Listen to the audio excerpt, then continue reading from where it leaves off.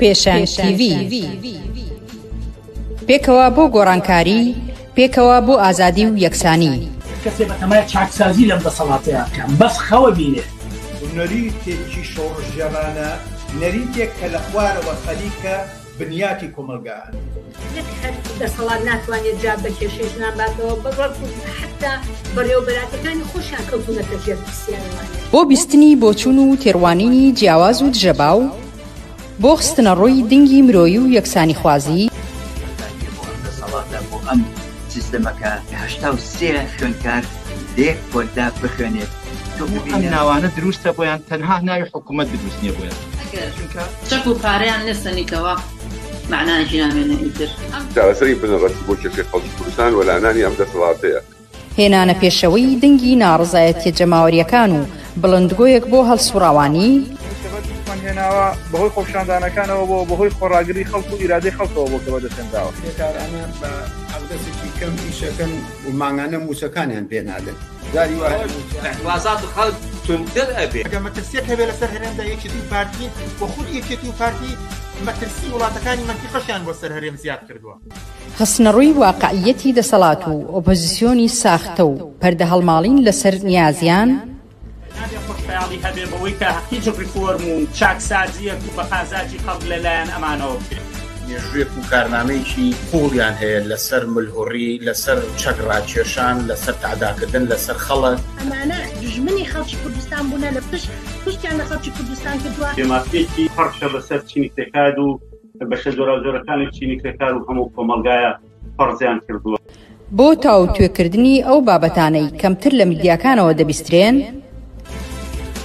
بەشێکی زۆری لە حیزبات چەک و کۆمۆنیستەکانی دنیا و هەروەها بەشێک لە هەڵبژاردنەکانی ئەوروپا ناڕەزایەتیان دەربڕی وینەکانی تاوانی دروست کردووە و تاوان ئەنجاما دەسەڵاتی چەکداری میلیشیای حزبی میلیشیای لە کوردستان. خەڵک لەلایەکۆ قەویترە، سازمانی تەیار کردە، ڕادیکاڵترە. بۆ نیشاندانی ڕێگەی ڕزگاری خەڵکی، پێشەنگ TV هەموو ڕۆژانێکی چوارشەممان کاتژمێر 9 شەو بە کاتی کوردستان ڕاستەوخۆ پەخشی بەرنامەکانی دەکات. شەرمەزار نابێ ئەو هەموو جەنەراڵە مقابایە لە ناو شارەکەی خۆیان بینێ بە ئەنواع و ئەشکال چەکی ئەسلحەی قورسەوە طەبیعیە بەلایەن. یەکەمین جارە لە کوردستان کرێکاران خۆیان دەستبەرن بۆ مەراسیم و چالاکی یەکیایە. شۆڕش تەنها ڕێگەیە، هەڵسانی خەڵک ڕاپەڕین و خۆشانی جەمالی تەنها ڕێگەیە کە ئەڵتەرنەتیڤێک دابینکە. لە فەیسبوک، یوتیوب، ئینستاگرام، تویتەر و تیکتۆک فۆلۆمان بکەن. بەرنامە و گرتە ڤیدیۆیەکان ببینن. پێشەنگ TV پێکەوە بۆ گۆڕانکاری، پێکەوە بۆ ئازادی و یەکسانی.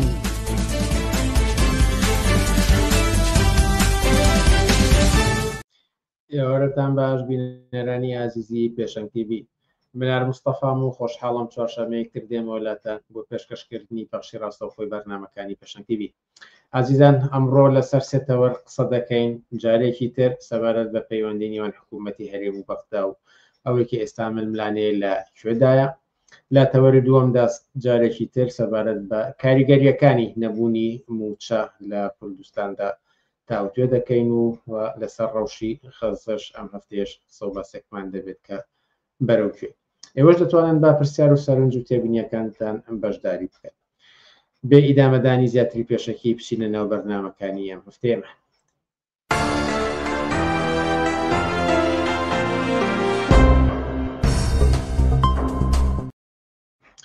بەڵێ بینەرانی ئازیز سەرۆک ئاماژەم پێدا یەکەم تۆری ئەمڕۆمان تایبەتە جارێکی تر با قسە و باس لەسەر ململانی و کێشمەکێش و پەیوەندی نێوان حکوومەتی هەرێم و بەغدا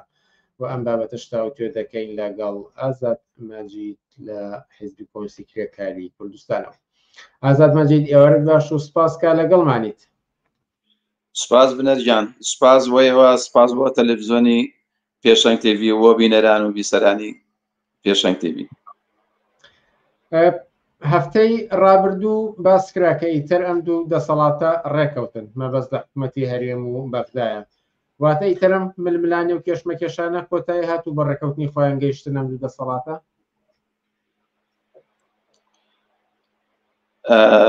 پێم وایە ئەم ڕێکەوتنانەی باسی دەکەن بە بەردەوامی ئەمەیان بەگوێی خەڵکا داوە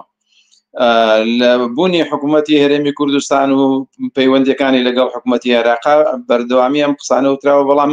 هیچ جارێک ئەم کێشانە بە چارەسەری یەکجاری خۆی نەگەیشتووە. بەردەوام و لە هەر ماوەیەک جارێک ئەم کێشانە بە شێوەی جۆراوجۆر سەر هەڵداتەوە. ئەم شێوە لە پێکهێنانی حکوومەتان ناتوانێت حکوومەتێکی مستەقر بێ، ناتوانێت حکوومەتێکی ئارامبەخش و ئاسایش بۆ خەڵک بێنێت لە هەموو ڕووەکانە. بۆیە زۆر جارەمانە ڕێککەوتن بە تایبەتی ئەم ماوانە لەسەر موچە و لەسەر کێشەکانی نەوت و ئینی بەغداد بە بەردەوامی زۆربەی کەناڵەکانی ئەمە حیزبانە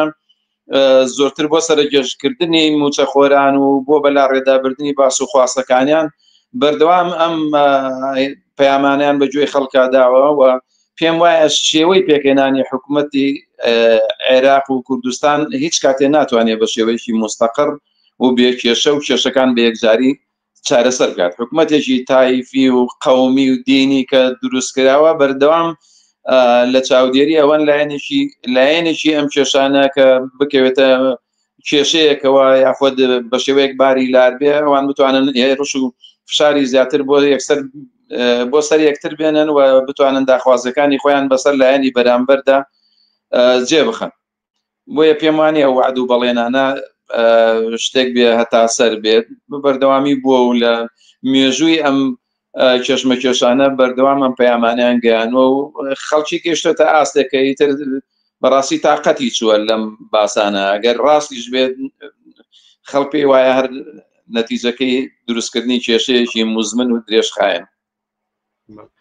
بەڕواڵەت وا دەرەکەوێت کە ئەم ململانەیە لەسەر بە شێوەی ئەساسی پرسی موچەیە و ڕادەستکردنی داهات و سەرچاوە نەوتیەکان و هەتاوەکو دوایی. بەڵام پرسیار ئەوەیە بۆچی لەم ململانەیەدا موچەخۆرانی هەرێمی کوردستان کراونەتە قوربانی و بێ ئەمان باجی ئەم ململانێ و کێشمە کێشەنیوان ئەم دەسەڵاتە بدەن. ئەم ململانیانە هەر درێژەی هەبوو درێژەشی هەبێت لە هەر سەردەمێکەوە بۆ سەردەمێکی تر لە کاتێکەوە بۆ کاتێکی تر ئەم ململانیانە هەر بوونی هەبووە. یعنی لە سەرەتای دروستبوونی حکوومەتی عێراقەوە سەرەتای ینی لەو کێشە ئەسڵیانەی کە بەبەردەوامە بووە حەزاب بەگوێی خەڵکێدا مادەی 141 بوو لەو باسانەی کە ڕۆژانە ئەمان باسییان لێکردو لەگەڵ حکوومەتی عێراقیە کێشەیان هەبوو و تا ئێسەش مادەی 140ەکەیان جێبەجێ نەبووە. ئەمە لە سەردەمێکە مەسەڵەن لە کاتێکی ترە مەسەلەی ڕیفراندۆمە، مەسەلەی زەوی و زار و مەسەلەی موچەکان بە بەردەوامی ئەمانە کێشە بووە و کۆتایی نەهاتووە. بۆیە پێم وانە بەڵام ئێستا بە وەزعەکەەوە هاتووە من نەیانتوانیوە لە ماوەی ڕابردوودا ڕێکەون لەگەڵ حکوومەتی عێراقیە لە ڕاستیە کێشەی سیاسی ململانی سیاسی لە پشتی ئەم کێشانەوەی ئەمانەی کە ئێستا ئەیکەن دیارە جۆرێک واقعەتەیە بەڵام ڕووکەشی مەسەلەکەیە ئەوەی لە ڕاستیە مەوجودە ئەو کێشە سیاسیە مزمنانەیە لە نێوان حکوومەتی هەرێمی کوردستان و حکوومەتی عێراق. مثلا ماوەیەک حکوومەتی عێراقی وەزعی باشتر بوو هێڕشی هێناوە سەر کوردستان، مەسەلەی محکەمەی پاریس و لێستەندنەوەی نەناردە دەرەوەی نەوتە لایەن هەرێمی کوردستانەوە، مەسەلەی سنوورەکان، مەسەلەی گومرک و زەریبەکان، ینی هەر کاتێک کە لایەنێکی ئەم کێبەرچیانەی نێوان هەرێمی کوردستان و بەغدا هەجاری لەسەر شتێک بووە و هیچ کاتێک ئەمانە کێشەی ئەسڵی ئەوان نەبووە. کێشەی ئەسڵی ئەوە کێشەیەکی سیاسی مزمنە کە ئەمان شێوەی دروستبوونی ئەم سیستمە لە حکومڕانیە وای کردووە کە نەتوانێت مستەقر بێ و بەردەوام هەر جارێ بە بیانویەک هەر جارێ بە حجەیەکەوە ئەم جاریان دیارە دەست بۆ موچە و قوتی خەڵکی کوردستان براوە و بە تایبەتی لە دوای 2014ەوە کاگەدار بین پێم وابێ زیاتر لە 16 موچەی خەڵک براوە، زیاتر نازام لە 50-60 ڕاتبی خەڵک بە لێبڕینەوە ئەمانە بیانویەک بوونە لە ڕاستیە کە کردویانەیە واقعەتێکشی هەیە بۆ خۆی موجودیە، بەڵام واقعەتە ئەسڵەکەی کە لە خەڵک ئیشارنەوە و نایەنوێ ئەمە پیشانی خەڵک بدەن مەسەلێکی سیاسی نێوان خۆیانە کە دیسانەوە لەسەر فەرزکردنی داخوازیەکانی خۆیان و ملکەسبێکردنی لایەنی بەرامبەری خۆیان. یعنی ئەمە واقعەتێکی تاڵی ئەم شێوە لە دروستکردنی حکوومەتێکی فیدرالیە کە ناتوانێت مزمنە لەگەڵ حکوومەتی عێراقی و کوردستانە بەردەوامی ئەبێ و کۆتایی نییە بەڕێی من لەگەڵ تەمەنی ئەم شێوە لە سیستم و حکومڕانیەتە. قسەیەکی سەرنجسان ڕاکێشتان کرد کامە بەرهەمی ئەم فیدرالیزمەیە، بەڵام کاتێک کە گوێبیستی سەرانی ئەحزابی کوردەتیە بن ئەوان باز لەوە دەکەن کە دەسەڵاتداران لە عێراق بە باشی پابەندی دەستور و یاسا و ئەم فیدرالیزمە نابن. بەڕای ئێوە پامەند نەبوونی ئەم فیدرالیزمەیە یان دەرئەنجامی ئەم فیدرالیزمە ئەم دۆخەی ئێستا؟ بەڕای من دەرەنجامەکەیەتی نەکەوەی کە بە پێچەوانەکەیەوە بێت. یعنی ئەمە واقعەتەیە کە ئەو حکوومەتە هەیەی و هیچێکێ لەمانە پابند نابن بۆوانی ترەوە. هەر کاتێک وەک باسم کرد کە لایەنێکیان هەست بە هێز بکەن، هەست بە ئاڵوگۆڕی ناوچەیی بکەن، هەست بە شەڕ و پێکدادانێ بکەن لە ناوچەکەیە بە قووەتر بن ئەو لایەنەی بەرامبەریەوان فشار بۆ یەکتری هێنن. بۆیە مەسەلەکە دەرەنجامی ئەم شێوە لە حکوومەتی تایفی و قەومیە کە ناتوانێت بەڕاستی ئیستقرار دروست بکاوە، ناتوانێت و کەسیان پابند نابن. یعنی ئەوە مەسەلەیەکە ڕەبتی بەم شێوە لە حکوومەتەوەیە حتمما پابند نەبوون هەیە لە هەردوو لای ئەمەوە و مەسەلەکە شێوە نییە کە بڵێم ئەگەر لایەنێکیان پابند بن لایەنەکەی بەرامبەری ئەتوانێت ئەو بکە. مثلا لە مەسەلەی موچەیە دەیان جار حکوومەتی هەرێمی کوردستان وعدی بە بەغاداوە و کە مەسەلەی موچە چارەسەر بکات، مثلا لە نانەوتیەکانەوە لە نەوتەکانەوە لەو پارەی کە دیاری کراوە لە مەسەلەی تەوتینەوە، بەڵامەوە بۆ زیاد لە چەند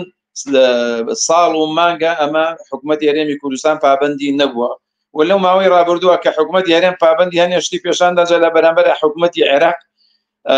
ئەو ناچۆژێر داخوازیەکان، ئەو ناچۆژێرەوەی کە موچە بنێرێ بە بیانووی جۆرا و جۆرەوە. بەشێکیەوە بوو لە ماوەی ڕابردوودا حکوومەتی هەرێمی کوردستان هەستی کرد حکوومەتی عێراقی لەژێر فشاری نێودەوڵەتی وانەیە تا فشاری هێنا بۆ حکوومەتی عێراق ڕۆژ لە ئەمریکا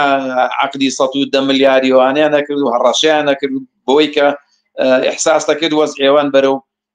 هەستەکەن حکوومەتی عێراقی و ئەو ڕەوەندە سیاسیە کە لە ناوچەکە هەیە و سەر بە ئێرانن کە بەرەو زەعیفیەتێ ئەمان فشاری زۆرتریان هێنا. لە بەرامبەرا کە ئەم سیاسەتە بە شوێنێک گەیشت و کۆتایی پێهات جا حکوومەتی عێراقی فشارەکانی خۆی دەست پێ کرد، موچەی نانارد. حکوومەتی هەرێمی کوردستان باسی وەی کە ئەم ئیلتیزامەکە کەچی حکوومەتی عێراقی بڕووبیانووی ئەهێنایەوە بۆەوەی کە موچەکان نەنێری. ئەم چەشمەکێشە دەرەنجامی ئەم شێوە لە حکوومەت و ئەم شێوە لە سیستم و حکومڕانیە کە بەڕێی من قەت ناتوانێت کۆتایی بەم کێشانە بێت. لەگەڵ جەوهەری ئەم حکوومەتەیە بوونی هەیە و کۆتایی نایە مەگەر بە کۆتایی حکوومەتەکە. کاردانەوەکانی ئەم ململانەیە دیارە بەجیا لە زۆرشتی ترەوەی کە ئێستا فەرمانبەران موچە وەرناگرنیان زۆر دواکەوێت، بەڵام لە کەرکووک کە ئێوە لەوێن ڕنگدانەوەی ئەم ململانەیە لەوێ چۆن دەردەکەوێت؟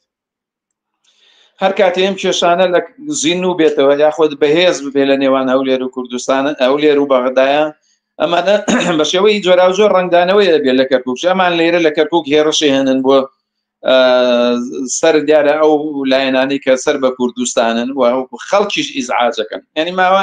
دیارە لە کاتێکەوە بۆ کاتێکی تر فەرقەکە. ئێستا ئەم ماوانە کە ئەم مەسەلەی موچە و ئەم فشارانە هەیە و ئەم کێشانە زیاتر زین و زەق بووەتەوە،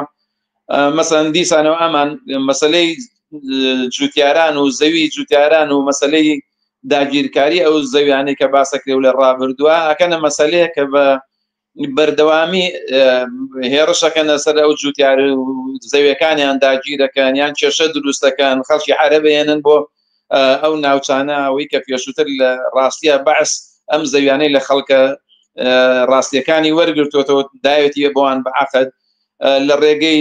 جێیش و لە ڕێگەی پۆلیسەوە فشار بۆ جوتیارانی کوردێنن و زەویەکانیان داگیرەکەن. و ماوەیە گەراگەدار بن یەکێ لەو کێشانەی کە دروستیان کرد و مەسەلەی زمانی کوردیە لە کولیە و جامیعەکانە، یعنی لە کولیە و جامیعەکانە لە شوێنانەی کە پێڵێن مادەی 140 ناوچە جێ ناکۆکەکان، یەکێ بوو لەو کێشانەی کە ئەم کاتانە کە مەسەلەی ئیلغاکردنی زمانی کوردی لەوەی کە قوتابیان و خوێندکارانی کولیەکانی کولیە و جامیع کوردیەکان کە بە زمانی کوردی وەڵام بدەنەوە. مەسەلەیەکی تر مەسەلەی ئەم ڕۆژانە حکوومەت هێزێکی زۆری سەربازی بردوێتە منتیقەی شوان و لەوێ بە ناوی ئەوەی کە فەراغی ئەمنی هەیە، بە ناوی ئەوەی کە گوایە لەم ناوچانەوە درۆن نێراوە بۆ سەر چێڵگە نەوتیەکانی هەرێمی کوردستان. بەم بیانوانەوە هێزێکی زۆری بردوێتە ناوچەی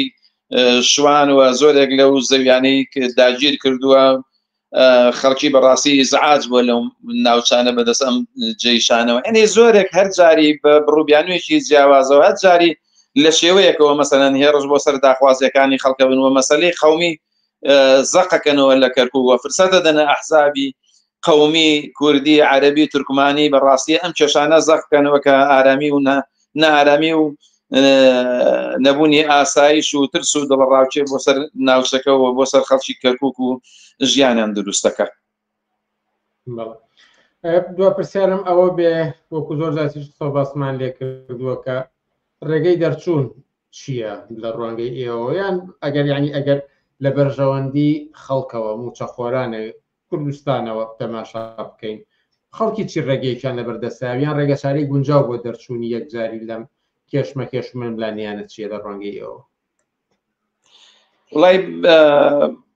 خۆزگا ئەمڕۆ خۆزگا خەڵک ئەوەنە خاوەن ئیرادە وایە بەداخەوە یان ئێمە حیزبانە ئەوەنە خەڵکیان ناومێت کردووە ئەوەنە خەڵکیان ئیرادەی خەڵکیان تێکشکانووە کە خەڵک لە ڕیزێکی یەکگرت و بەدەنیات و باپشتی یەکتر بکەن و اعتراز بکەن لە بەرامبەر ئەم سیاسەتە دژی ئینسانیانەکە لەم ناوچانە دروستێکەن و بێتە هۆی چێشمەکێش لە نێوان خەڵکیان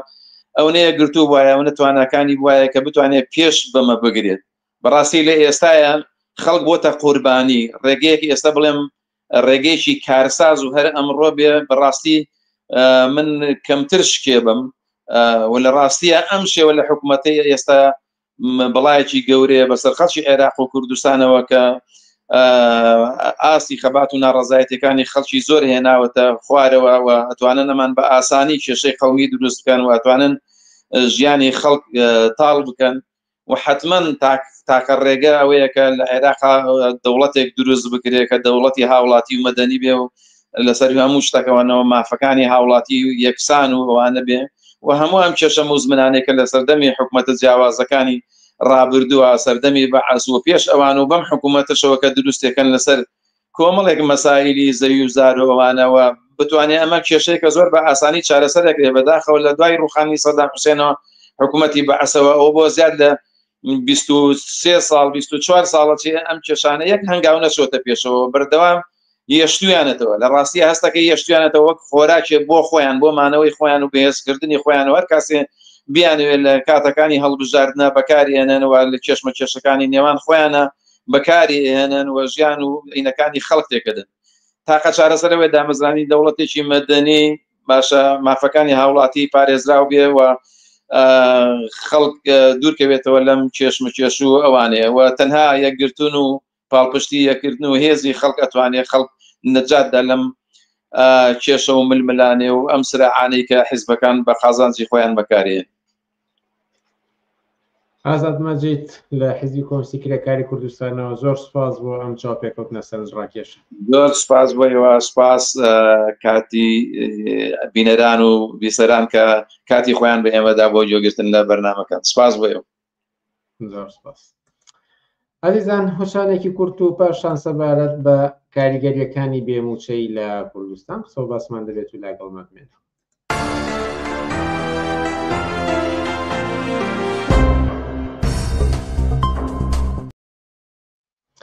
بەڵێ بینەرانی عزیز چەند جارێکی تریش لەسەرەوەی کە موچەکان زۆر دوا دەکەوێت یاخود هەر دێمەڵ هەر نایرێت لە کۆمەڵگەی کوردستاندا چی کاریگەریەکی داناوە جێگە و ڕێگەی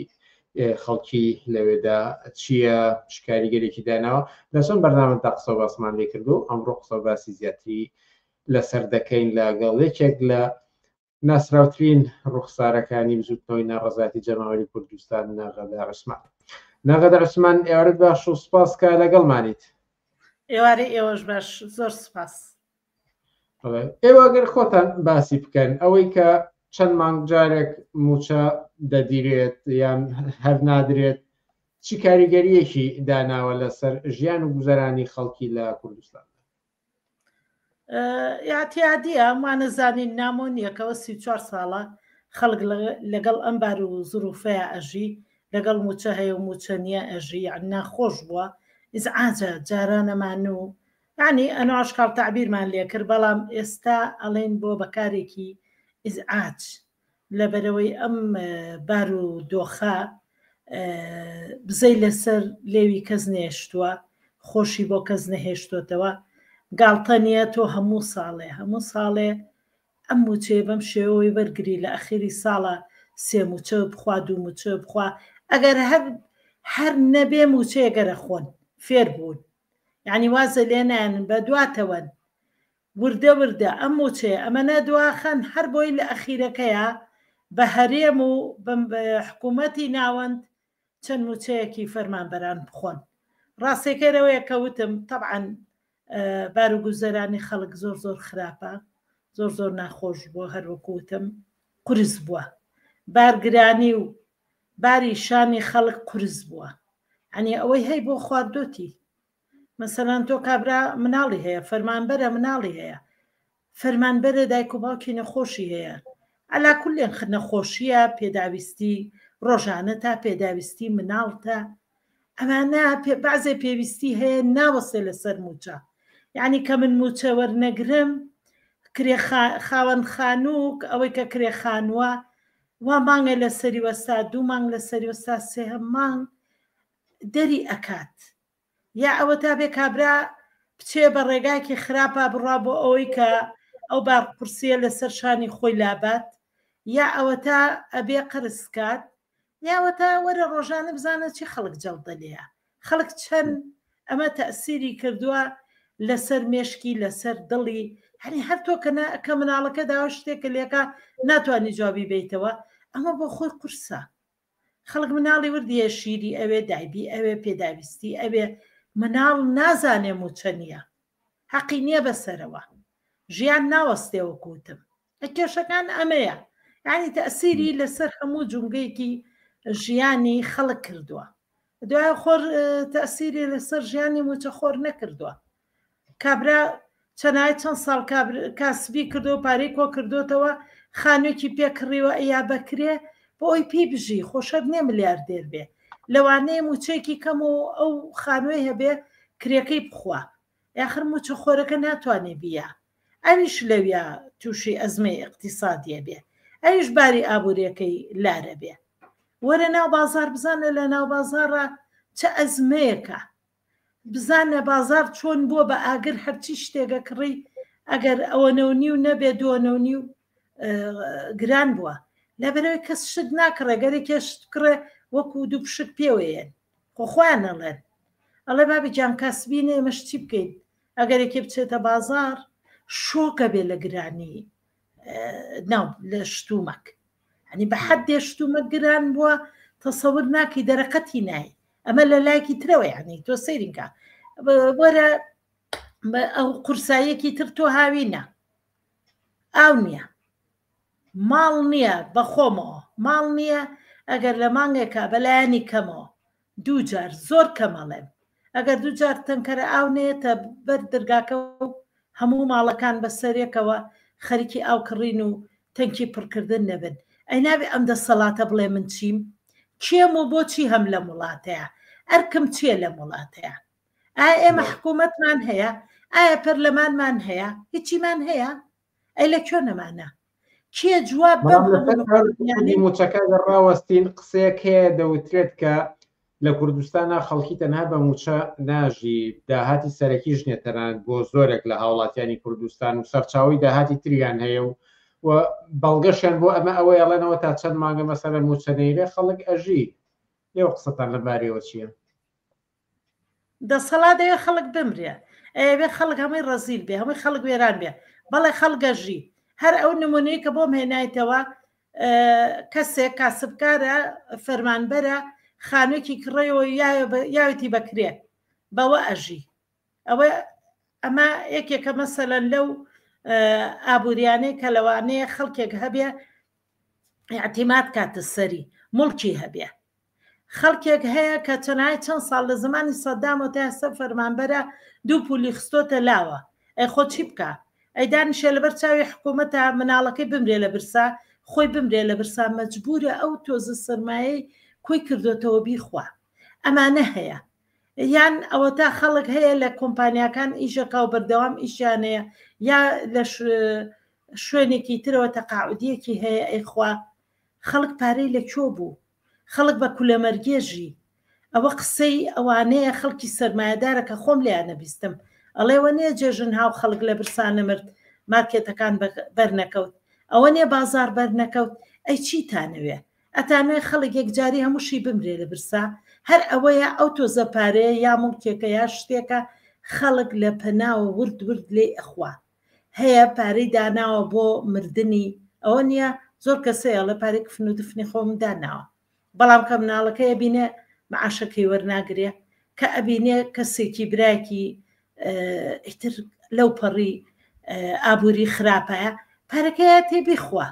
ئەمانەیە خۆتۆ لە وڵاتێکی زۆر ئەوەنە گەورەیانیت لە وڵاتێکی ئەوەنە پێشکەوتوانیت تەنها ملیاردێرەکان ئەو چەند ملیاردێر و ملیۆنەرەیە کە هەیە ئەوانەیە کە سەر بە دەسەڵات و پارەی دەسەڵاتیان لایە ئەڵا ئەجینا خەڵکە ئامەکە نەپارەی هەیە و نەیچی هەیە هەر ئەوەی هەیە کە ڕۆژانە ئەگەر شتێکی گلابێتەوە ئەیخوا وانە خەڵک بە قەرزەژی خەڵک لە کوێی بوو ئەکسەریەتی خەڵک کرێ خانۆکەی هەیە ساحب خانۆکەی باشە ئەڵێ قەیناکە لەسەر دەوەستم ئەمەشمان هەیە دوکانار نییە قەرزی دنیاە خەڵکی نەبێ کە قەرزی لایە و کە ناتوانێت پارەکەی بات و ئێخەی ناگرێ ئەمانەیە کە خەڵک لە برسان نامرێ دوای تۆ نە لە هندستانای ونە لە وڵاتانەیە کە لەو پەڕی فوقرایە هێشتا تۆ لە وڵاتێکای خۆی وڵاتەکە خۆی دەوڵەمەنە عیلاقی بەدەسەڵاتەوە نییە تۆ لە هندستان نیت هەمووی لە برسا بمرێ اینجا سەر ڕایکە خەڵک لێرە لەبەرەوەی عیلاقاتی ئیجتیماعیەکی بە قووەت هەیە ئەویش هەر لە هەمان کاتە دایک و باوکە یارمەتی مناڵەیە یارمەتی خەڵک یارمەتی دراوسێ ئەیە ئەم عیلاقاتی ئیجتیماعیش خۆشبەختانە خەڵک لەبەرەوەی خەڵکەکە زۆر لە دەسەڵاتەکە باشترە ئێشتا خەڵکەکە خۆی مەسئولیەتی زۆرێک لە خەڵک هەڵەگرێ لە بارگرانی و لە نەبوونی خەڵک هەڵەگرێ دیسانەوەی لێمەوە حکوومەت و دەسەڵات دەسەڵاتداران دەڵێن سوپاسگوزاری خەڵکین کە خۆڕاگرن بە ورەن و کەرامەت مهمترە لە موچە ئەم بەم شێوەیە یعنی تعبیر لە فاستی خۆیانەکەن بۆ جەماوەری خەڵکی کە بێ موچە بۆ بۆ شەرمانگە قسەی ئێوە لەم بارەوە چییە؟ ئەوە چەواشەکاریەک و ڕێگریەک لە ناڕزایەتی بۆ ئەوەی کە خەڵک بێتە دواوە وازانێ خەڵک جارانە بەم قسانە هەڵخەڵەتێ ئەو چەواشەکاری و ڕێگرتن لە ناڕزایەتی و بەکارهێنانی ئەو هێزە درڕندانە ئەمانە ئەوە بیر ناباتەوە لە بیری خەڵک ناباتەوە کە موچەی نییە ئەوە لەبیر خەڵک ناباتەوە کە نان نێبی خوا ئەوە لەبیر خەڵک ناباتەوە کە مناڵەکەی داوای هەر شتێکەکە ئەڵێ بۆ سەتاک و موچەیەک ئیلا ئەجەل المسەما کە کەس نازانێت کە ئێریە ئەو کەرامەتە بۆ خۆیان ئەسڵەن ئەو کەلیمەی کەرامەت و ئەو سوپاسگوزاریە با بێنمە جارێ باسی کەرامەتەکە بکەم کەرامەت نانە ئاوە کارەبایە کەرامەت خەڵک خۆی ئیترەوە تعبیرێکە بۆ خۆی نازانم من کەلیمەی کەرامەت بەڕاستی عیبەیە و کەلیمەیە بەکاریە لای من هەر بەڕاستی معنای نییە خەڵک ئەسڵەن ئەمەنە بە ئەدەبە ئەمەنە خەڵک خۆی مەوزونە لەم هەموو بێموچەیە لەم هەموو وەزع خراپەیە وەرە بزانە ئەو دزیە هەیە کە ئەبوایە ئێستا دوکان ببڕایە بازار ببڕایە ماڵە دەوڵەمەند ببڕایە ئەبوایە ئەنواع ئەشکال شتی نابەجێ لەم شارانەیە هەرسێ شارەکی کوردستانە بەڕێوە بچوایە بەڵام ئەمە ئەو کەلیمەی کەرامەتە نییە کە دەسەڵات باسیەکە کە دەسەڵاتە بنماڵەیەکان باسیەکەن ئەو کەرامەتە بۆ ئەوان خەڵک نانیە بێ کەرامەت ناخورێەوە کوتم کەرامەت گۆشت و مریشک نییە کە هەیە ئێستا ناتوانێت بە هیچ شێوەیە بە هیچ شێوێ بتوانێت ئەو جۆرە خواردنانە ئەگەر تۆ زێپارەی بێ و ئەگەر تۆ زێگران بێ بتوانێت دەرگاکەی ببینێ بتوانێت بیکڕێ بتوانێت سەر سفرەی ماڵەکەی پێ بڕازێنێتەوە ئەوە باجی ئەو کەرامەتەیە کە ئەو باسێکا کە خەڵک ئەیە ئەو کەرامەتەی کە خەڵک هی ئەوان باسی ئەوان ناکەم بەڵام ئەوەی کە خەڵک بە احتیرامەوە خۆی هێشتۆتەوە من نازانم ڕاستەکەی چۆن تعبیری لێ بکەم بەڵام لە ناحیەی سوپاسگوزاریەوە ئەو سوپاسگوزاریە کێ کە بە ئێمەیە بەخشیە کێ بە ئێمە ئەڵێ سوپاسدانەکەم ئێمە نە سوپاسیانەکەین و نەهیشتە و سوپاس لە کەسێکەوە نایەت کە سەبەبی گرتنی قوتی ئێمەیە کە سەبەبی نەدانی موچەیە باشە سوپاسگوزار لە سەرمایەداری گەورەوە نابێ بۆ خەڵکی کەم دەست و کەم دەرامەت و خەڵکی هەژار خەڵکی بێموچە ئێمە سوپاسگوزاری ئەوانمان بۆ چییە ئەوانە خۆیان بۆ سەبیبی وێرانی ژیانی ئێمن ڕاستەکەی ئەوانە لەوە زیاتر کە لە میدیاکانەوە بەم کەلیمەی سوپاسگوزاریە و بەو باسی کەرامەتە لەوە زیاتر کە لە میدیاکانەوە بوون بە گاڵتەجاری هیچی تر نەبوو ئەسە خۆیانی پێبوون بە گاڵتەجار باشە هەر لە میدیاکانەوە بزانە چۆن عکس بۆ ئەم قسانە لەبەرەوەی خەڵک سکی بەتاڵە سفرەی بەتاڵە خەڵک وێرانە تۆ بۆ نییە دانیشی بە قسەی سەوز و سوور و بە قسەی احتیرامم هەیە بۆ تەلەڤیزۆنەکە بۆ تەلەڤیزۆنی پێشەنگ لە خەڵکی درۆزن ئێمە قسەوەر ناگرین پێویستیمان بە سوپاس و کەرامەتی ئەوان نییە ئەو کەرامەتە بۆ خۆیان ئەو سوپاسە بۆ خۆیان لە ناو خۆیانە سوپاسی یەکەن هەردوو بناماڵەکە و هەموو حیزبەکان و هەموو ڕێکخراوەکانی کە بە ڕۆژانەیە نەسەر تەلەڤیزۆن و یەنە سەر میدیاکان بە قسەی سەوز و سوور و درۆیانەوە خەڵک هەڵە خەڵەتێنن ئەمیانەڵێ ئەوەنە تەنکە ڕۆی ئەمیانەڵێ ئەوەنە پارەی نەوتیان دزی ئەویانەڵێەوە ئەکێ ئەم پارەیەمان بۆ هێنێتەوە ئەوە کوانەوانەی کە دەنگیان بە خەڵکگا و تان ئێمە واکەین و واکەین هەموو 15 کورسی و 6 کورسی و کورسیان هێنا ئەیکوان ئەوانە من بۆ چی مەتۆر دانیشی بڵێ ئەوە یەکێتی ئەمە نەیدزی ئەوە پارتی ئەمەی برد ئەمە فڵانیان ئەمەی کرد ئەیکەی بۆ مەهێنیتەوە ئێمەش زانین ئەسڵان ئێمە پێویستیمان سەرڕاکەتی بینەرێک دەڵێت بەسەلەن ئێوە وەکو موچەخۆرێک وەکو فەرمانبەرێک تا ئێستا حسێبتان کردووە کە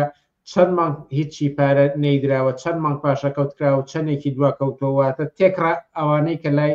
حکوومەتی و دەسەڵاتدارانی هەرێمی کوردستانە تێکڕاکەی چەندێکە ئەوە نە زۆرە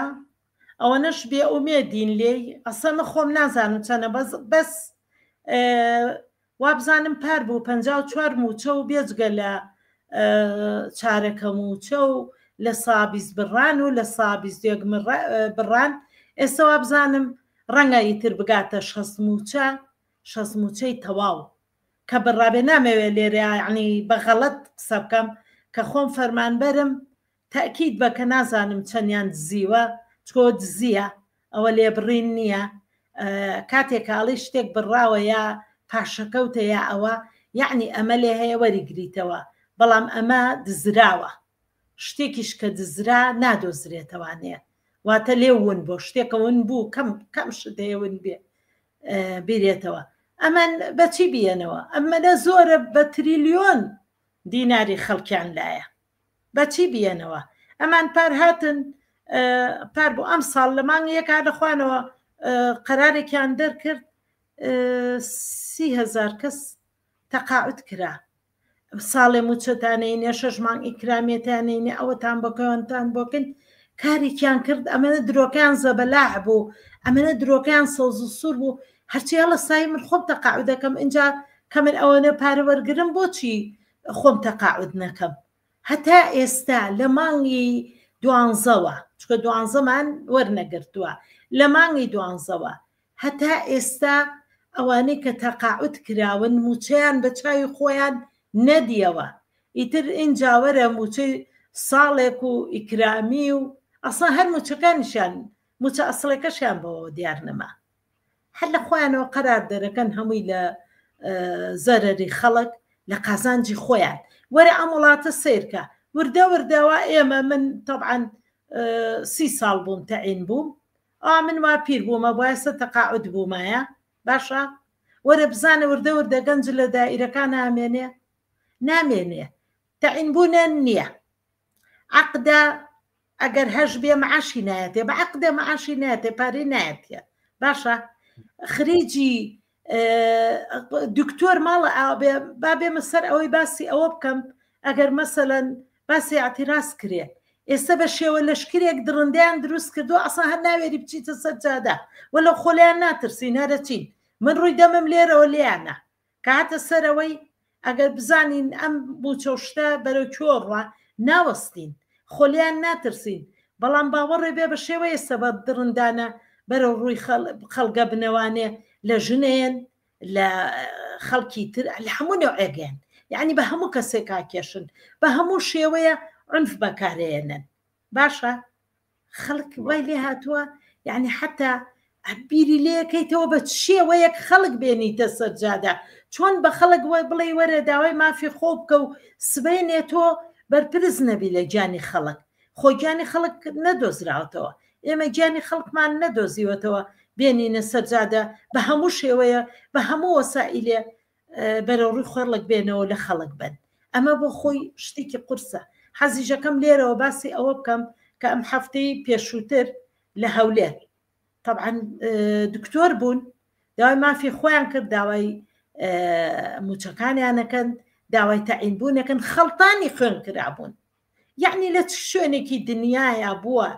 دکتۆر داوای مافی خۆی کاک کە گیانی خەڵکی بەدەستە بابی جان ژیانی ئێمە هەمومان لە قەلەقیا هەموو نەخۆشین دەرگای خەستەخانەکانی داخستۆ گە دکتۆرەکەش بێ داوای مافی خۆی بکە خەڵتانی خوێنیەکەی لەکوێی دنیاە ئەمە بووە لەم وڵاتیانە بێ لەکوێی دنیاە فەرمانبەرە بێ 3 مانگ و 4 مانگ بوو چەوەەر نەگرێ موچەی مانگی 5 یاومەتێ لە کۆتایی مانگی حوتە دوێنێ موچەمان وەرگرتووە 29 حوت بووە موچەی بەهارم لە چلەی هاوی ناوەرگرتووە باشە ئێستا نازانی مانگی 6 هەیە نییە تۆتی 6 و 5 و 6 هیچ کێشەیەکی نییە ئێستا دیسانەوە مانگی 6 ئەوە تا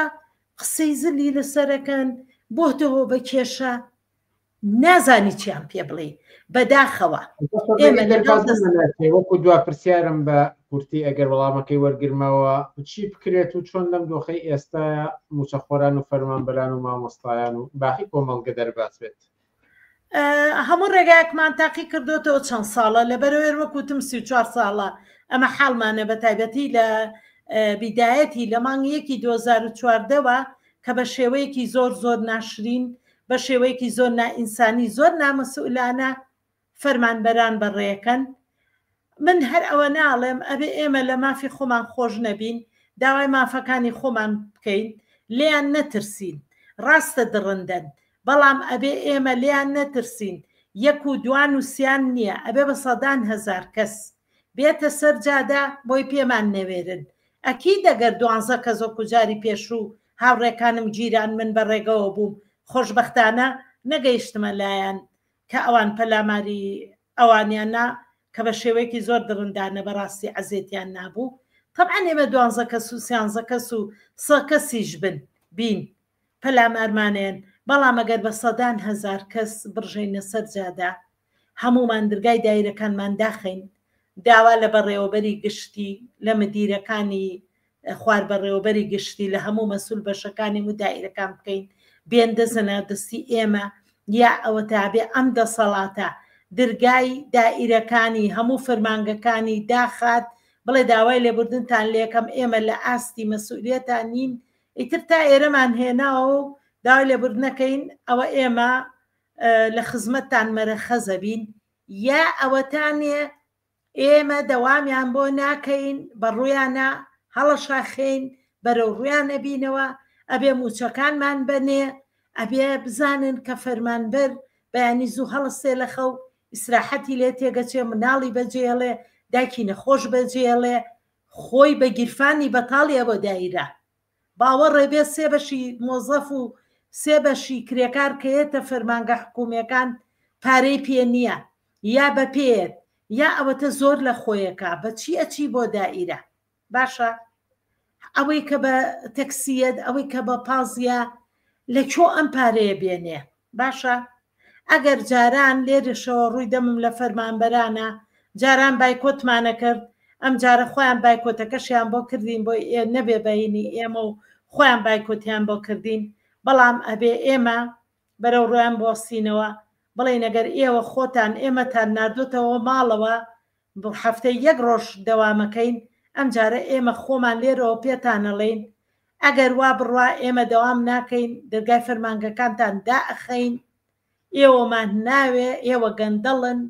ئێوە سەرمایەدارێکی زلهێزن لەسەر ئاستی کوردستان ئەجینا لە ئاستی عێراقا ناتوانن بڵێن لەل ئەی بۆ ئێمەوان بۆ ئێمە ناتوانین دەبمان بکەینەوە هەموو گیانمان خەڵتانی خوێنەکەن زۆر قسە هەیە بەڕاستی خۆم دڵم زۆر پڕا زۆر بێتاقەتم بۆ بێموچەی خەڵک بۆ ئەوەی کە کرێچیە بۆ ئەوەی کە مناڵی شیرەخۆری هەیە بۆ ئەوەی کە نەخۆشی هەیە بەڕاستی قسە شێبیر ئەبەنەوانێ نازانی بڵێ چی ئەوە ناخۆشە چونکە لەگەڵ ئەم دەسەڵاتەیە ئێمە تەواو بووین وەکو ئەوایە دوو کەس ئیتر لێک بە تەواتی بێزارە بن یەک فاسیلی گەورە ئەخەنە بینی خۆیانەوە ئەڵێ ئێمە ئیتر تەواو نەڕەفاقەت نە هیچ شتێکمان لە بینانەما ئەم دەسەڵاتە لەگەڵ خەڵکا وای لێ هاتووە هیچی ئێمە نین حکوومەتی ئێمە نین پەرلەمانی ئێمە نین بەڕاستی هیچ حەقە وازمە ئەوان واز لە ئێمە بێنن ئێمە وازمان لێ ناون تکایە ئەوانی ژێخەی ئێمە بەرن هەتاوکو بە خەڵک زۆری بۆ نەهاتۆ بە بەردەباران لەم شارانە ڕاویان نەناوە نەغەڵ عوسمان زۆر سپاس بۆ ئەوەی لە بەرنامەکانی ئەم شەی پێشەنگ تیڤیدا ئامادەبوون زۆر سپاس بۆ ئێوەش عزیزان پێش ئەوەی کۆتایی بە بەرنامەکانی ئەم شەومان بێنین قسە و باسێک لە سەر ڕەوشی ئێستای غەزە بکەین و لەگەڵمان بێنەوە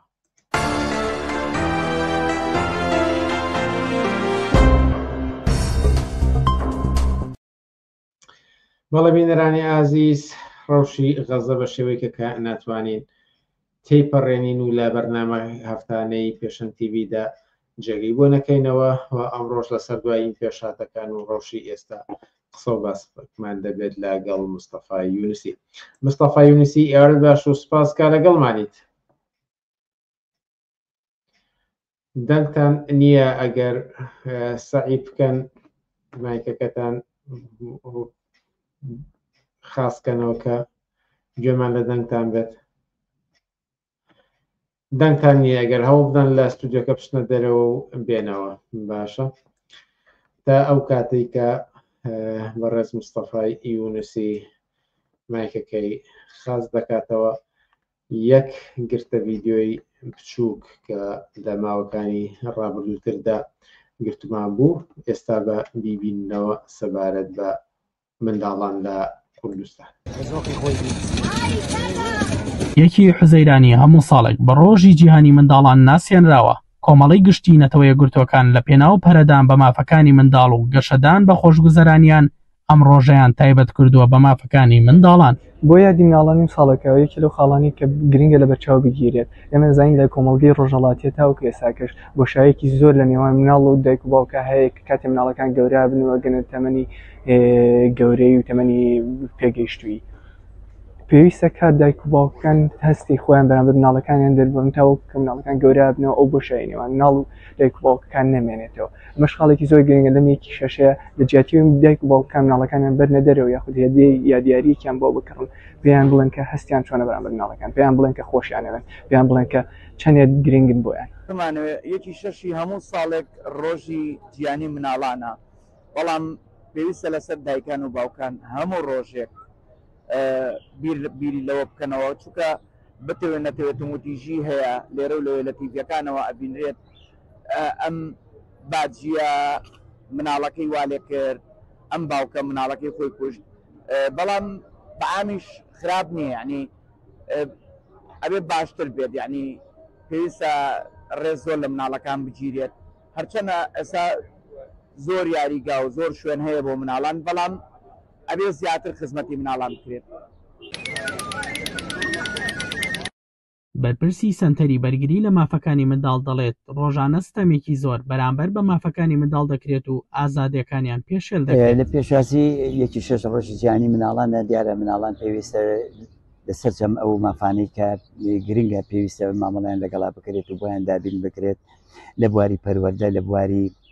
تەندروستی لەسەر جەم ئەو بارانەی تر لە مافە یاسایەکانیان کە پێویستە هەیان بێت. بەڵام بەداخەوە لە کوردستان بە شێوکی گشتی بینین هیچی ئەم مافانە نییە نەک هەر نییە مامەڵێکی زۆر تەندروست دەکرێن لە ڕووی تونندوتیژی و سوکایەتیکردن و کارکردن بە مناڵان لە ڕووی پەروەردە و پێشکەوتنی سەردەم هیچی لەم بارانەیە بەهرەمەند نین. بەداخەوەمانە کە بینین هەمووی ڕاستەوخۆ پەیوەندی بە دەسەڵاتەوەیە کە مناڵان نەک هەر مامەڵێکی نائینسانی لەگەڵاکردون بگرە فەرامۆشی کردون لەسەر جەم ئەو بارانەیە و هەموو ئەو توانایی مناڵانەی کە هەیەە لە ئێستاە هەمووی فەرامۆشکرەوە و توانە و زانە ئیسفادە لێ ناکەن.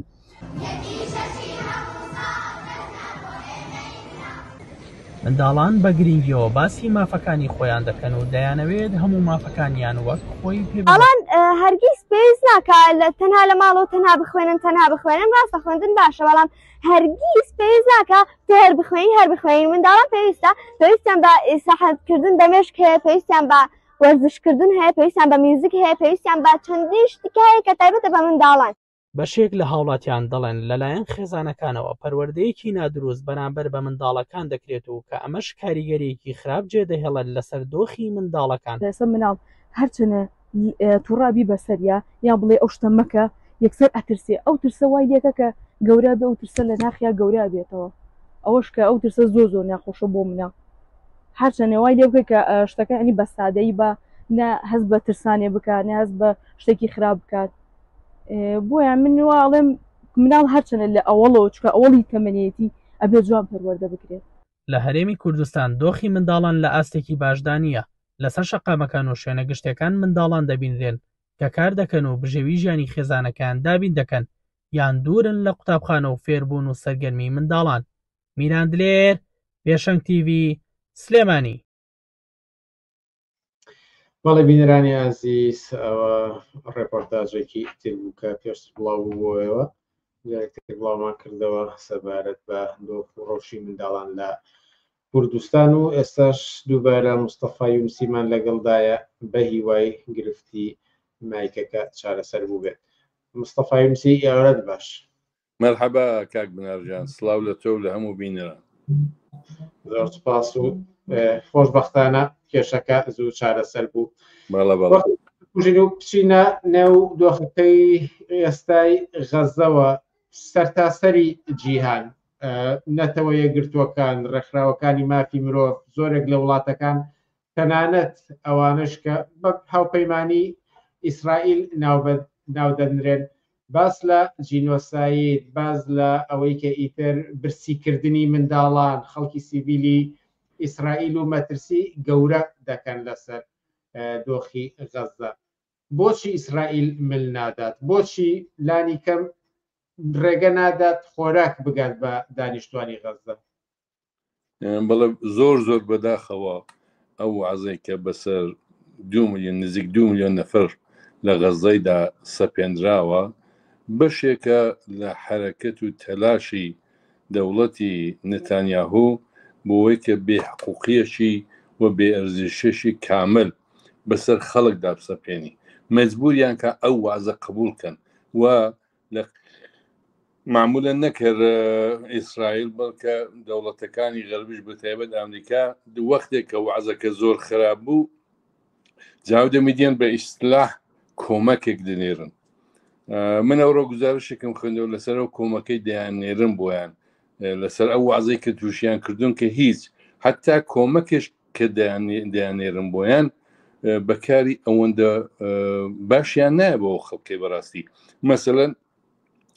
زۆر عجایب لێرە گەورەیان کردەوە و فیلمەکانی نیشان دەدەن و بە پاراشوت ئەوانە بۆ خەڵک غەزای دەنێرن و نەزانم چی وانە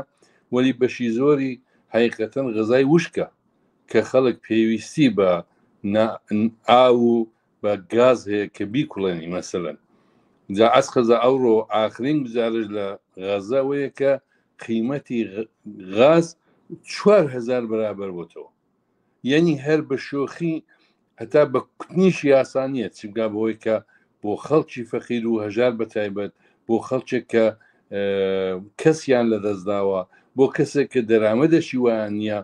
بە قیمەتێکی ئاوا گاز بکڕی بۆی کە ئەو شتێکە بە ئیسلاح ئەو ئیمکاناتی بۆیان نردووی لێی بنەی کە دەوی بکوڵن چونکە بەشی زۆری غەزای وشکە ئەوە بۆ خۆی بەڵایەکە چمگا بەوەی کە هەتا یارمەتێکە نردیانە وەلی خودی ئیسرائیل بەڕاستی دەیهوێ ئەوە لە شەرقل ئەوسەد داسەپێنی کە بیکە بەڵێ ئەوان هەمەکارن ئەوان هەموو قسەی یەکەم و ئاخر ئەوان دەیکەن ژیانی خەڵک بێ ئەرزشە بێبایەخە بۆیش ئەوەی پیان خۆشبی دەیکەن ئەوە تەرحی ئەساسی ئەمریکا و ئیسرائیلە لە شەرقل ئەوسەددا کە ئەوە بەسەر ملی خەڵکدا بسەپێن بداخەوە هەتا ئەلعانیش توانیویانە هەتا ئەلعانیش توانیە بە ملهوڕی و بە زۆری و بە کوشتی و بە کوشتن و بەو وعزەی کە لە غەزەی وەڕێیانیە خست و کردیانە جانم توانیویانە ئەو فەزایە ئەو دنیاە لە نێومێشتی خەڵکدا بەداخەوە بەجود بێنن ڕئیسی سەلیبی سووری جەهانی بە ئیسلاکە لە ئەمریکایە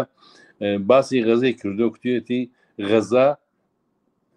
دەقیقەن وەک جەهەنەم وایە جابزانە خۆیان بێن ئەو شەهامەتیان بی یا وایان فشار بۆ بکە مەجبور بن باسیەوە بکەن واقعیەتەکە چیەکە هەزاران بەرابەری ئەوەیە بۆیش ئەوەی کە پرسیارەکە ئەم شتانە زۆر بە سادەی وەردەگرێ دوێنێ وتی ئێستا کێشەی برسێتی لە غەزە واقعیە و ئەمە چۆن وەکو تریش ئیمکانی هەیە لە 2025 لەم سەردەمە بە بەرچاوی هەموو جیهانەوە ئەم دیمەنانە ببینین کە هاوتاکەی ڕەنگە لە ئاوسویچ و سەرەتای چلەکانی سەدەی ڕابردوو بینی بێتمان چۆن لەم ڕۆژگاری ئێستا ئیمکانی هەیەشتیوە دووبارە بە شرێت ڕوبەڕووی بێتەوە بەداخەوە هێزەکانی غەربی و بە تایبەت ئەمریکا و خودی ئیسرائیل کە داردەستی ئەوانە دەرەکەدا بە قازانیانە کە ئەو وعزە تحملکەن و سیاسەتیانە ئەوە بەرنامەیانە کە ئەو وعزە لە مەسەلەن غەزا سبەی نەژەگە بۆیان بکرێت لە شوێنێکی دیکە وا دامەزرێنن کە بێئەرزشی و بێبایەخی ئینسانەکان و هەموو ئینسانەکان وەک ئاوی خواردنەوەی لێ بکەن و بیکەنە یاسایی زۆر عادی بکەنەوە بۆ ئەوەیانە جا بۆیش ئەندە وعزەیدا کە ئەوا زۆر ناخۆشە خۆیان دروستیان کردووە کەمێک کۆمەک دەنێرن و زۆریش گەورەی دەکەنەوە کە ئەوە یارمەتیمان ناردوو بە تیاری یارمەتیمان ناردوو ئەگەر ڕاز دەکەن دەی بۆ پێشی ئەو کەشتێکە لە ئازادی خوازان و ئینسانهای دڵپاک و باشی ئوروپایی مەسەڵەن چوون بە کەشتی مەسەڵەن یارمەتیان بۆ بردن ئەی بۆ ئیسرائیل چوو پێشی گرتن و دەستگیری کردن و نردیە وڵاتی خۆیان ئیجازەی نەدابسن بۆ ئیسرائیل ئیجازە نادا مەسەڵەن خەبەرنگارە و هەموو شوێنێکی خەبەرنگارەکانی بینەلمەلی بچن بۆ غەزە مەسەڵەن ئیجازەیان پێ نادا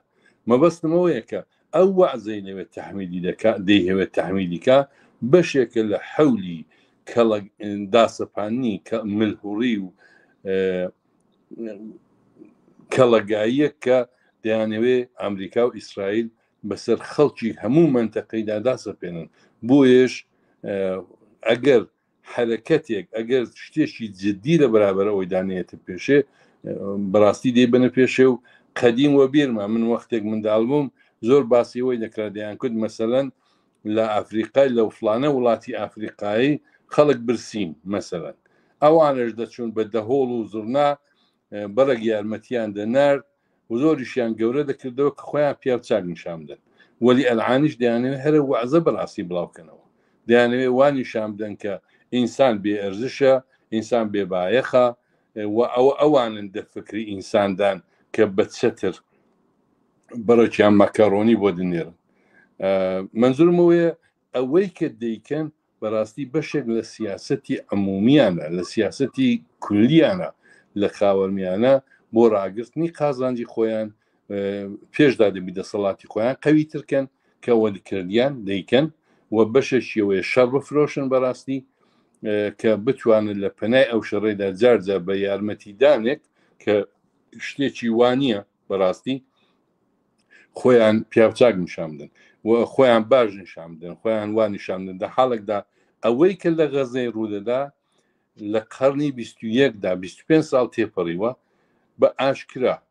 بە ڕۆژی ڕۆن نیشانیدا کە دموکراسی غەربی بەڕاستی بای یەک قڕان ئەرزش بۆ ئینساندانانێ بای فلسێک ئەرزش و بایەخ بۆ ئینساندانانێ بۆ ژیانی دانانێ بدەنات چۆن دەکرێت بە خاتریەوە کە نەتانیاهوو دەوڵەتەکەی تەسمیمیان وایە حەقیان هەبێ مەسەڵەن 2 میلیۆن نەفەر لەوێ برسی ڕاگرن ئەوڕۆ مەسەڵەن لەو راپۆرتەیاندا نووسیویانە کە 90,000 ژن و منداڵ دەبێت دەرمانی فەوریان پێ بدەن وازیان گەیشتێتەوە حاڵەتە ینی یا مەسان منداڵ مردو ئەوڕۆ لەسەر ئەو وازەی منزورم ئەوەیە کە ئەوەیان کردوتە شتێکی زۆر عادیدەنا قەرنی 21 و ئەو وەحشیگەریە قەرنی 21 و ئەو وازەی کە لە تاریخدا دەمان خوێن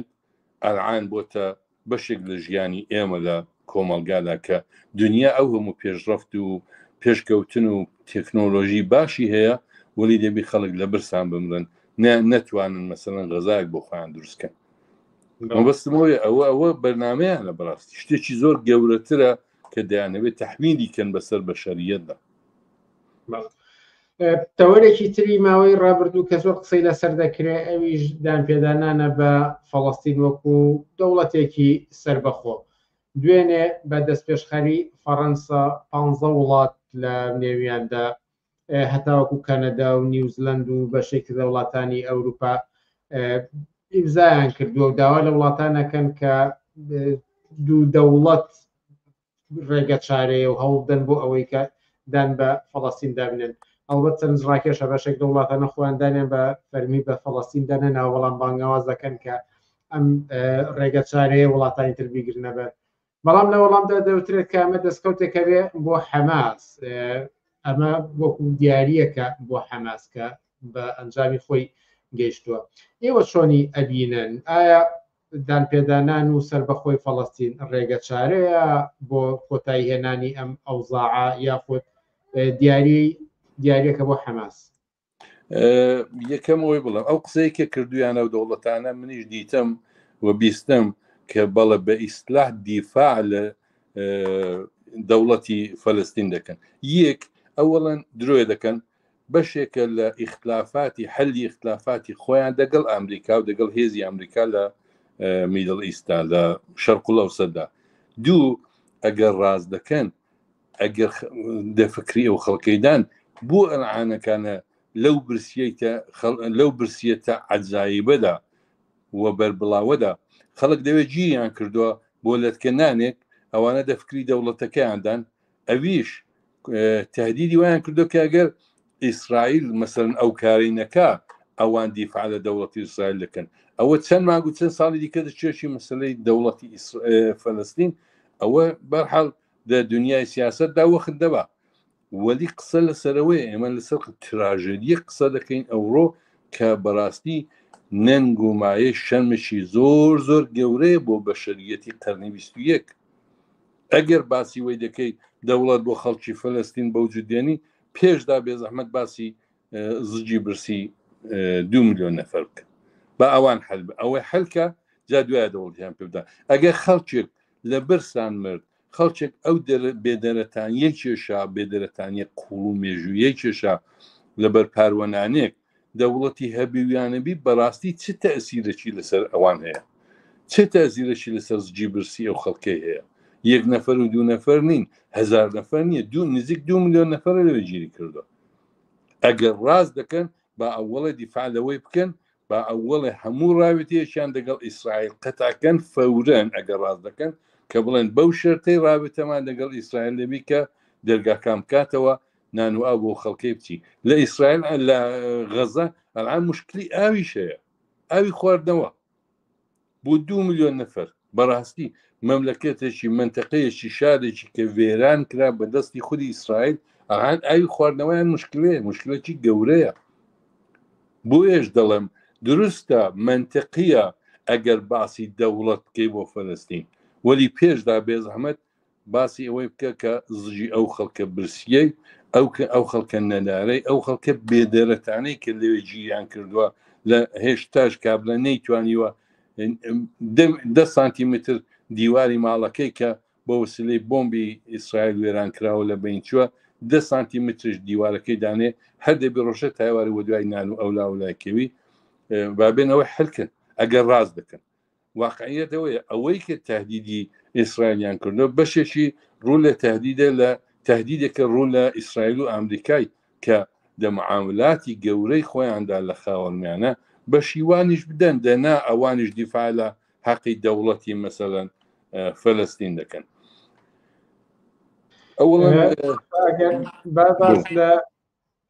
باز لەوە نەکرا ئەگەر بۆ ئەوەی کە کێشایی یەک لایەنەی ئەم کێشەیە کە ئیتر بەردەوام تووشێم حاڵەتانە نەبین وەکوتر سەر بەخۆی فەڵەستین ئەکرێ وەکو ڕێگە چارەیەکی گونجاو تەماشا بکرێت پێشدا من کاک بنار یەک جوابێکت نەمەوە کە لەبیرم چوو لەسەر حیماس بوو ئەویش کوتیانەوە دەڵێنەوە بە قازانجی حیماسە ئەوەڵەن بە قازانجی هەر کەسێک بیت بە تۆری واقعی ئەو خەڵکە دەبی لەو وعزە و لەو جەهەنەمەی کە بۆ خۆیان پێی دروستیان کردووە دەبی نەجات بدەن جا ئەگەر بە وسیلەی حیماسە بە وسیلەی ئیسرائیلە بە وسیلەی ئەمریکای ئەوروپا فەرق ناکە زندگی ئینسانەکان کەوتۆتە خەتەر ئەوان باسی وی دەکەن بە قازانجی حیماسە ئەگەر ڕاز دەکەن بە دەوڵەتێک دروستکەن کە بۆ خۆیان یارمەتی ئەو خەڵکەی بدەن کە خەڵک دەوڵەتی خۆیان هەڵبژێر و بەشێکی ئەوەیە بە تۆری واقعی حیماس دروستە جریانێکی جنایەتکاری وابەستە بە ئێرانە دەبرابر ئیسرائیل لە دروست بووە وەلی بەنێوی ئەوەی کە دیفاع لە خەڵکی فەلەستین دەکا خۆی هاویشتە مەیدان واقعانیش خەڵک زۆر لی ناڕازی نین بەو شێوەیە منزورمەوەیە کە ئەوەی ئەو نەخشەیە کە حیماس لە خۆی نیشاندەدا هەمیشە بە ئیستلاح دژایەتی ئیسرائیلە بۆ فەلەستین ئەوە لایەک کە پێم وایە هیچ فەرقێک ناکە ئەگەر ڕاست بکەن ئەو دەوڵەتانە یەک دەتوانن مەسلەی حیماز یا هەر جریانێکی دیکەش وەگاوی خواردنەوە بەڕاستی هەڵکەن لە دنیای سیاسەتدا ئەوە سەخت نییە ناممکن نییە دەتوانن و لازمە دەستی بۆ بەرن ئێستا لەسەر پرسیارەکەی دیکەشت کە دەکرێت دووارە بیڵێەوە بەڵێ کە ئەکرێ وەکو دوا پرسیاریش بەخۆی فەڵەستین وەکو ڕێگە چارەیەکی درێژمەودا بێ بۆ کۆتایی هێنان بەم کۆنفلێکتەی کە دەیان ساڵی خایاندووە بەڵێ ئەگەر وەک قبولی بکەن کە وەک دەوڵەتێکی فەلەستینی بێتە سەرکار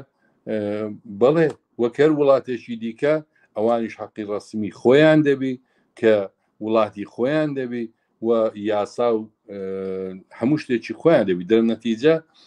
ڕەنگە ئەوە بەر خەڵکەکەی زۆر شدوە بەریان نەکەوی وەلی هەرەوەی کە مستەقل دەبن و دەوڵەتی ئیسرائیل مەجبور دەبی وەک دەوڵەتی مستەقل ڕەفتاریان دەگەڵ بکە زۆر زۆر بە قازانجی خەڵکە لەو نەزرەوە هەر وەک مەسەڵەن دەوڵەتی ئیسرائیل ئەوە ناتوانانی بەڕەحەتی هەیەش بکاتە ئۆردۆن یا ئێران یا عەرەبستان چونکە هەمووی دوسێ شارن فەرزکە ئەو وڵاتانە وەلی چونکە بە عنوانی دەوڵەت ناسراون یاسای نێودەوڵەتی ئەوانە دەژێر پێدەنن بەڵێ بە قازانجیانە و یەکێک لە ڕێگا حەل لە ئەساسیەکانی وەزعیەتی ئەوڕۆ داهاتوو دوێنەی زۆر زۆر تاڵ و مێژووی خەڵکی فلستین ئەوەیە کە لەو وعزەی کە تێدان لەو وعزەی بلا تەکلیفیە تێدان بێنە دەرێ ببن بە ساحەبی ژیان و یاسای خۆیان جا ڕێی بەچێ دەدەن کە ببیتە حاکم ڕێی بەچێ دەدەن کە قسەیوی بچیتە پێشی ئەوە خەڵکەکەیە بۆ دەبی ئیسرائیل ئیجازە بدا بە خۆی کە بۆ وان چارەنووس دیاری بکە وەلی بۆ خەڵکی فەلەستین حەقیانیە بۆ خۆیان دیاری بکەن حتا گەچە ڕێگای غەڵەتیش هەڵبژێرن بەڵێ بە قازانجیانە و زەروریە ئێمە بەرەو ئەوە بچین کە بێکجاری ئەومە نەجات بێوە لە دەستەوەی نەجاتیمان بێ و ئیدی ئیسرائیل یان دەوڵەتێکی دیکە بە ئیشتیای خۆی لە ڕۆژی ڕووناکدا لە بەرچاوی دنیاە واردی خاکەیان نەبێ و لە بینی نەبە بەڕاستیەوانە بۆ بەهانەی حماس و یا جمهوری ئیسلامی کە حماس دیفاعی لێ دەکات غەزایان وێران کردو. ئەگەر قسەیت نابێت لە چاپێکوتنەکەمانە نهات بێت و بە یەک خولەکە بتوانن بەقەدەوەندە بڵێم ئەمن بەرحاڵ دەجرانی وەیدام پارە کۆکراوەتەوە لە کوردستان بۆ ئەوەی کە بە تایبەت گروه ئیسلامیەکان بینێرن بۆ غەزە. خۆ بەوە بەشێک لە تەلاشی لە حەولی گروهە ئیسلامیەکانە کە گروهەکانی هاودەستی خۆیان لەوێ ئاو بدەن بە تەوری واقعی و ئاعتباریان بۆ بکردنەوە. وەلی بە نەزەری من خەڵکی کوردستان زۆر چاو جۆکراوەترە، عاقڵترە، بە مشورترە، بە شعورترە و بەرپرسترە کە خۆیان لە گەڕەکی خۆیان لە شاری خۆیان شوڕادانێن کە بتوانی ئەو پارەیە لەوێ کۆکاتەوە کە ڕابتی بە هیچ گروهێکی حماس و یا ئیسلامی ئەوانە نەبی و خۆیان ڕاستەوخۆ بۆ خەڵکی بنێرن. چونکە ئەگەر ئەو گروه ئیسلامیانە $10 بێزلان یا $10 بۆ خەڵکی بنێرن 15 دەژیفانی خۆیان دەنن بۆ ڕۆژی خۆیان. بۆیەش پێم وایە ئێمە وەک خەڵک لە کوردستان بەڕاستی زۆر ئەرکێکی گەورە و قورسمان و مێژوویمان بەڕاستی لەسەرشانە کە بتوانین ئەو هەولە بدەین کە یارمەتی بدەین وەلی یارمەتی بە شێوەیەکی کە سبەینە نەبیتە مایەی یا دەزمایەی بەوجوتاتنی گروهایەکی دیکە کە ئەوانیش بۆ خۆیان بەڵان و کە هەتاڵحانیش هەبووە.